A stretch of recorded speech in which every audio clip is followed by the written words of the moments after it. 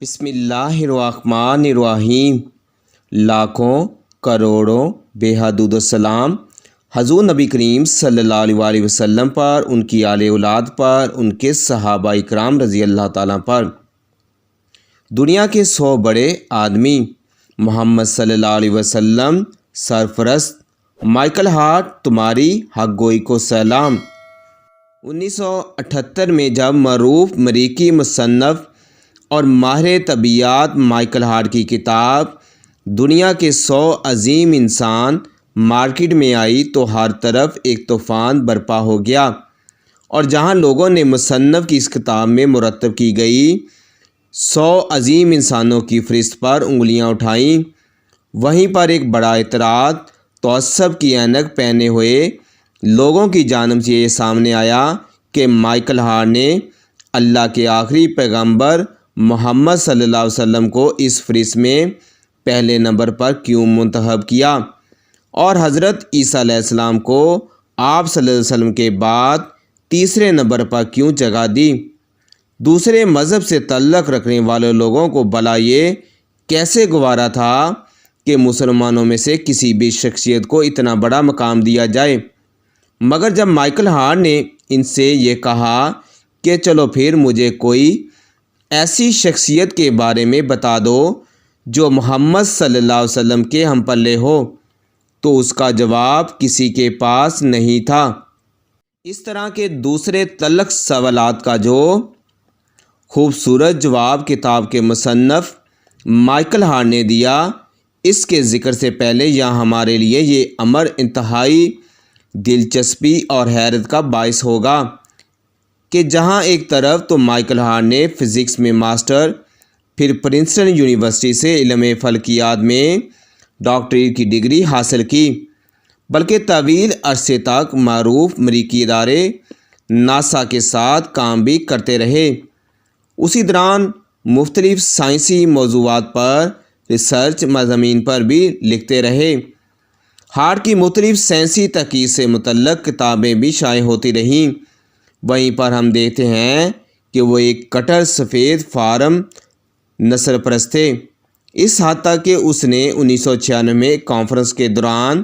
اپنی تقریر میں یہ تجویز پیش کی تھی کہ امریکہ کو 4 مختلف ریاستوں میں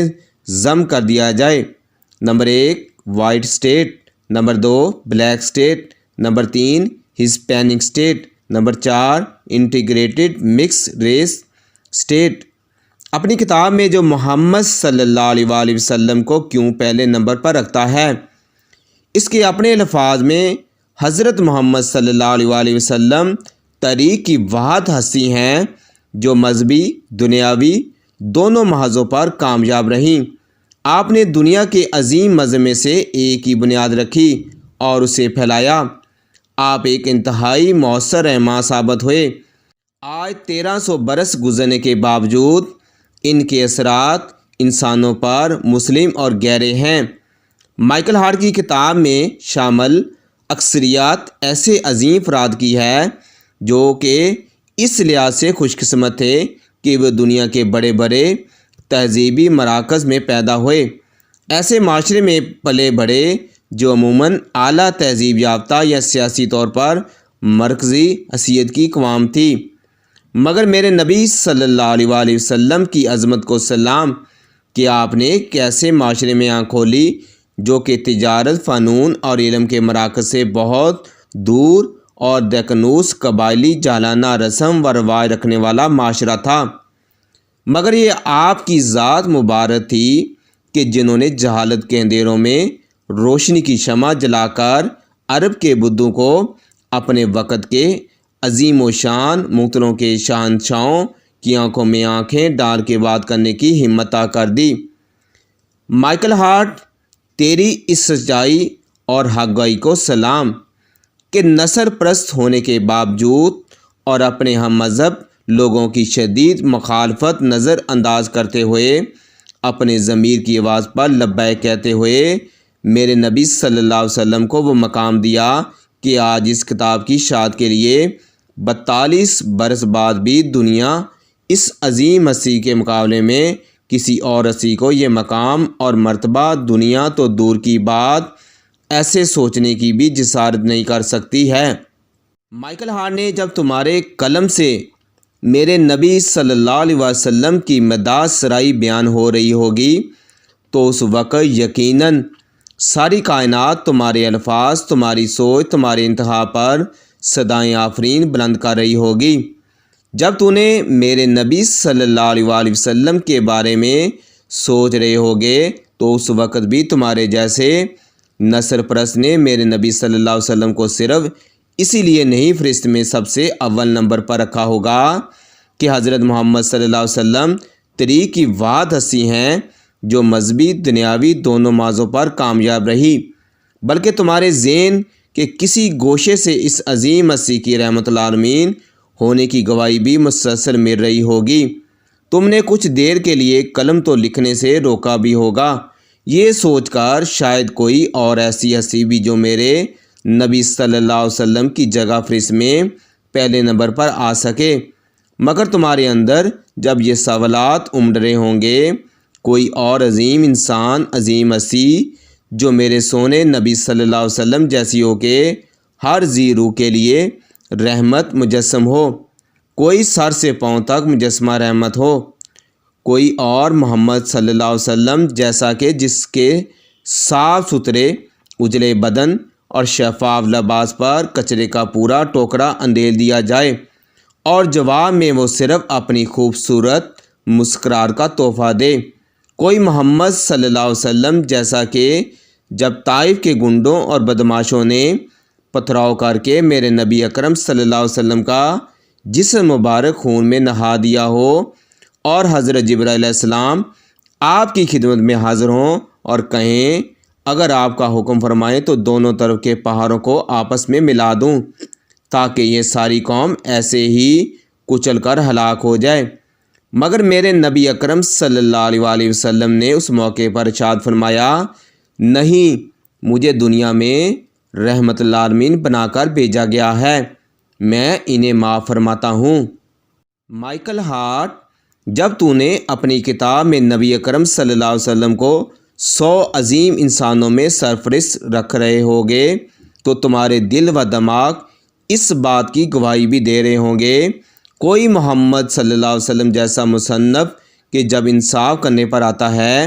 تو خدا کو گواہ بنا کر اپنی لاڈلی بیٹی کے بھی ہاتھ کاٹنے کے بڑے مجمع میں اعلان کر دیتا ہے۔ مائیکل ہارٹ، شاید اپنے فیصلے پر نظر ثانی کے لیے تم نے کچھ دیر بھی توقف کیا ہوگا، لیکن پھر تمہارے من سے آواز آئی ہوگی، کوئی محمد صلی اللہ علیہ وسلم جیسی ہستی کے مکہ مکرمہ میں جن لوگوں نے نبی کے پیاروں کے لاشوں کی برہمتی کی ہو، آپ کو بدترین جسمانی روحانی اذیتیں دی ہوں، مگر فتح مکہ کے موقع پر آپ اپنے ان تمام خون کے پیاسے دشمنوں کے لیے ایک لمحہ ضائع کیے بغیر معافی کا اعلان عظیم فرما دیں۔ مائیکل ہارٹ، تمہارا ارادہ شاید پھر ڈگمگایا ہوگا کہ میرے لوگ مجھے کیا کہیں گے، کہ میں ایک سفید نسل پرست عیسائی محمد صلی اللہ علیہ وسلم کو حضرت عیسیٰ پر ترجیح دے رہا ہوں، مگر تمہارے اندر سے پھر آواز آئی ہوگی، کوئی ایسا عظیم سپہ سالار کہ جنگ کے دوران جب اس کے ساتھی بھوک اور پیاس کی شکایت لے کر آئیں کہ نقابت کی وجہ سے لڑائی جاری رکھنا ممکن نہیں، وہ انہیں اپنی قمیض اٹھا کر دکھائیں کہ دیکھو مجھے کو اپنا پیٹ بھی تو بھوک سے پسلیوں کے ساتھ جا لگا ہے۔ مائیکل ہارٹ، جب تمہارا قلم کسی مقام پر آ کر رکا ہوگا، اپنے فیصلے پر دوبارہ غور کیا ہوگا تو تمہارے کانوں میں ہواؤں نے پھر سرگوشی کی ہوگی، ہے کوئی ایسا منتظم آلہ کہ جس کی سیرت طیبہ کی دینی اہمیت، علمی اہمیت، تاریخی اہمیت، معاشی اہمیت، عصری و بین الاقوامی اہمیت، عینی و دستوری اہمیت، ریاستی اہمیت، انتظامی اہمیت، سائنسی اہمیت، تہذیب و ثقافتی اہمیت، نظریاتی و انقلابی قیامت تک کے لازوال ہو، بھلا کوئی ایک بھی ایسا ہے؟ مائیکل ہارٹ، ایک مرتبہ پھر تمہاری جرأت، تمہاری سچائی، تمہارے ضمیر کی آواز کو سلام کہ تم نے غیر مسلم نسل پرست ہونے کے باوجود حضرت محمد مصطفیٰ صلی اللہ علیہ وسلم کو فہرست میں پہلے نمبر پر رکھا، کہ پوری کائنات کو اپنا گواہ بنا لیا، اور روز محشر تمہارا کیا مقام ہوگا، اس کے لیے محمد صلی اللہ علیہ وسلم کے ہر امتی کو انتظار رہے گا۔ دوستو، یہ تھی آج کی اسلامی ویڈیو۔ اگر یہ ویڈیو آپ کو پسند آئے، اس ویڈیو کا حصہ بننا چاہتے ہیں تو اس ویڈیو کو لازمی آگے شیئر کریں۔ جزاک اللہ۔